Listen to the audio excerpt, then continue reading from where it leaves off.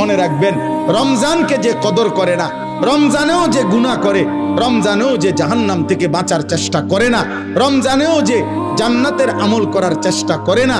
ভাই আমার, ছেলেরা আমার, বাবা আমার, পর্দার আড়ালের মা বোন আমার, সবাইকে এই শেষ কথা বলি। আল্লাহ রসুল বলছে, জিব্রাইল আইসা রমজানের শেষ দিন নবীজিকে আইসা বলে গেছে, ইয়া রাসূলুল্লাহ, এত বড় রমজান পেল,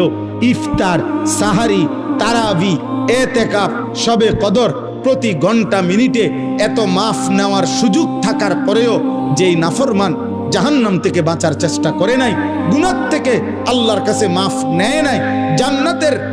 জরুর আশা পূর্ণ করতে পারে নাই, আমল করতে পারে নাই, খোদার কসম নবীজি বলছে, জিব্রাইল আইসা বলছে, ইয়া রাসূলুল্লাহ, এমন নাফরমানের উপরে আল্লাহর লানত, আল্লাহর লানত, লানত, লানত। নবী বলছে আমিন।